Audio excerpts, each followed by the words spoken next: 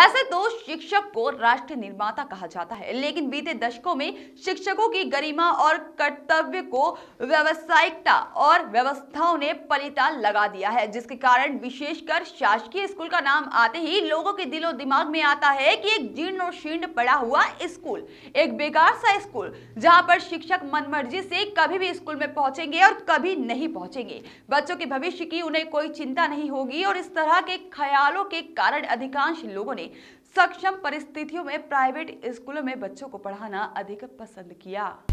Private स्कूलों के द्वारा बच्चों के सर्वांगीण विकास पर ध्यान देने की कोशिश भी अलग दिखाई देती चली गई, जिसका परिणाम यह हुआ कि शासकीय स्कूलों के शिक्षकों पर से पालकों का भरोसा उठता चला गया। हालांकि शासकीय स्कूलों में विशेषकर ग्रामीण क्षेत्रों में कुछ शिक्षकों की लापरवाही और प्रशासनिक कमजोरियों के कारण ऐसी छवि शासकीय स्कूलों की बनती चली गई। लेकिन कुछ शिक्षक ऐसे हैं जिनके प्रयासों के कारण शासकीय स्कूल प्राइवेट स्कूलों को भी मात दे रहे हैं। कुछ शासकीय स्कूलों के शिक्षकों ने राष्ट्र निर्माता की तर्ज पर ऐसा कर दिखाया है, जिनके कारण उन स्कूलों के विद्यार्थियों ने पूरे जिले में टॉप कर शासकीय स्कूलों का नाम रोशन किया है। कुछ ऐसे भी शिक्षक हुए हैं जिन्होंने स्कूल को हर आवश्यक व्यवस्था से सुसज्जित करने का प्रयास किया है। बालाघाट जिले में भी एक ऐसा स्कूल है। मध्य प्रदेश महाराष्ट्र सीमा पर स्थित रजे गांव के समीप ग्राम बगड़मारा, जहां पर शिक्षिका तिलोत्तमा कटरे में ऐसा ही कमाल कोरोना काल में भी कर दिखा दिया है। सुबह से शाम तक और रात तक इनके जीवन का सिर्फ एक ही उद्देश्य, एक ही लक्ष्य है, सिर्फ अपने स्कूल के बच्चों का सर्वांगीण विकास करना। यह शिक्षिका के संबंध में वह बात कही जा सकती है जो फिल्म दंगल में महावीर फोगाट के रोल में आमिर खान के स्वरों में दिखाया गया है कि हमारी बेटियां छोरों से कम है के। बस ऐसे ही शिक्षिका तिलोत्तमा कटरे के लिए संबोधित किया जा सकता है कि उनके स्कूल के विद्यार्थी प्राइवेट स्कूलों से कम है क्या। शिक्षिका तिलोत्तमा कटरे की इन्हीं खूबियों और प्रयासों को हमने अपने कैमरे में कैद किया। बता दें कि ग्राम बगड़मारा में शासकीय प्राथमिक शाला है, जहां पर कक्षा पहली और कक्षा दूसरी के बच्चों को तिलोत्तमा कटरे पढ़ाती हैं। यहाँ हम बता दें कि छोटे बच्चे सरकारी स्कूलों में पहली और दूसरी से प्रवेश करते हैं। प्राइवेट स्कूलों की तरह प्ले स्कूल KG1 KG2 सरकारी स्कूलों में नहीं होता। छोटे बच्चों को जब स्कूल भेजा जाता है तो बच्चे स्कूल में आने से डरते हैं। घर से स्कूल जाने के नाम पर उनका रोना शुरू हो जाता है, जबकि प्ले स्कूल बनाए इसलिए जाते हैं ताकि छोटे बच्चे प्ले स्कूल में जाने के लिए उत्सुक रहें और उन्हें वहां खेलने मिलेगा। इस तकनीक को और कुछ बेहतर तरीके से अपनाते हुए शिक्षिका तिलोत्तमा कटरे ने अपनी कक्षाओं का कायाकल्प कर दिया। प्राइवेट स्कूल की तरह कक्षा पहली और दूसरी के क्लासरूम को उन्होंने आकर्षक स्वरूप से सजा दिया। खेल और विभिन्न तरह की सामग्रियां बच्चों के लिए खरीदी हैं। इन सब के लिए शासकीय मद तो होता नहीं, इसलिए तिलोत्तमा कटरे ने अपने वेतन के पैसों से पहली और दूसरी कक्षा के बच्चों को स्कूल में पढ़ाई के लिए प्रेरित करने ऐसा कायाकल्प कर दिया है, जिससे बच्चे स्कूल आने के लिए ललायित रहते हैं।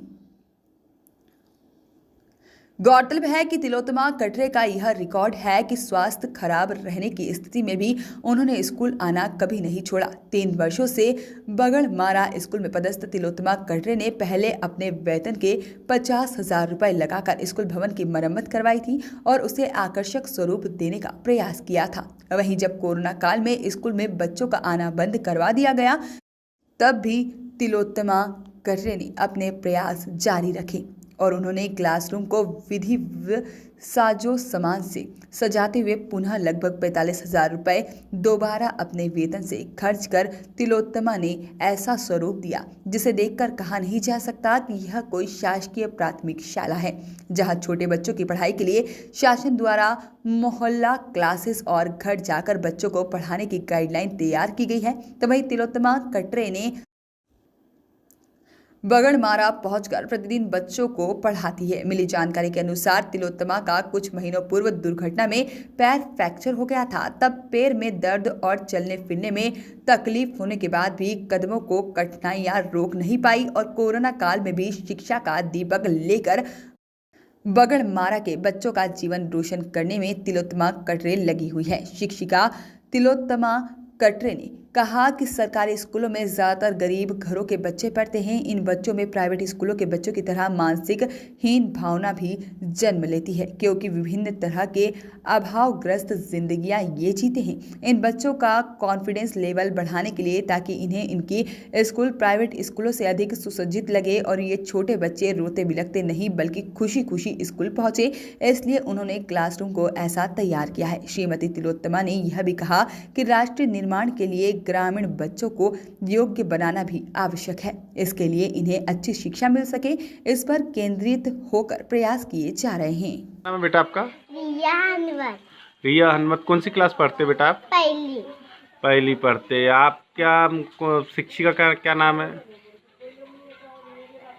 कटरे मैडम। कटरे मैडम। तो आपको कैसा पढ़ाती हो? अच्छा लगता है उनका पढ़ाना आपको? हाँ। क्या पढ़ाते मैडम आपको? ABCD, पुराना और अनारा और छोटी ABCD और 1 2। 1 2। पिछले साल आप स्कूल गए थे, आपको स्कूल में कैसा लगता है? पढ़ के अच्छा लगता है वहाँ? हाँ। क्यों अच्छा लगता है स्कूल में आपको पढ़ना? पढ़ाते हैं तो।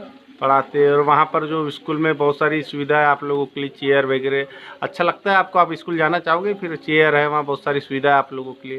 हाँ। क्या क्या है स्कूल में आपके? कुंती, ईंटें,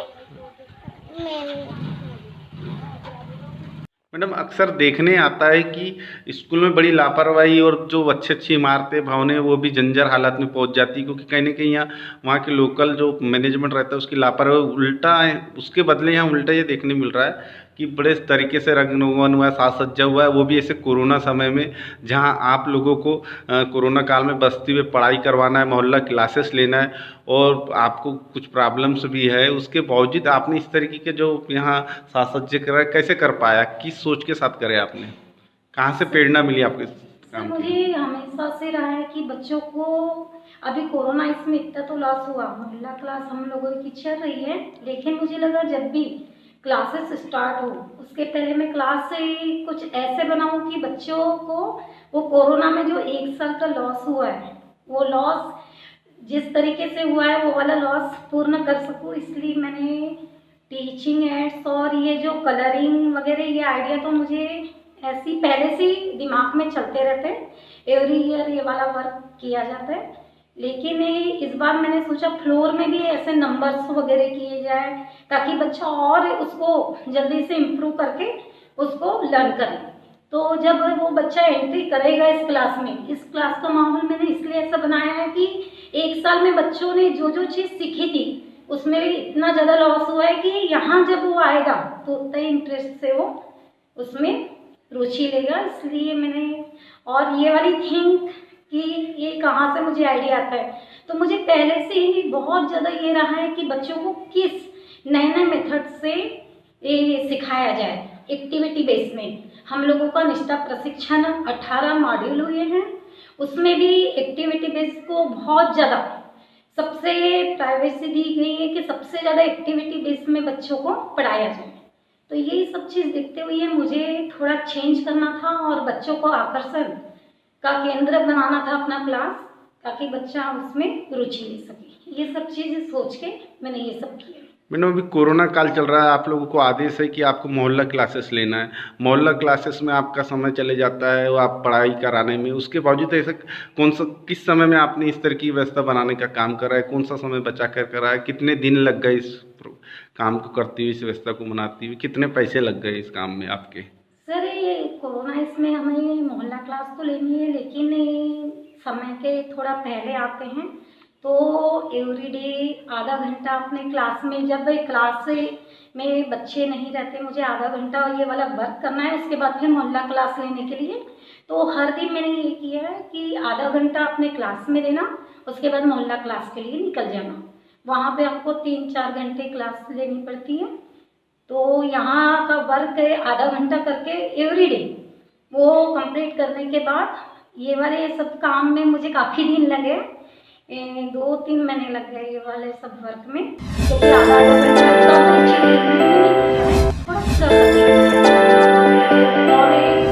वॉइस ऑफ राइट्स के लिए बालाघाट से वीरेंद्र श्रीवास की रिपोर्ट।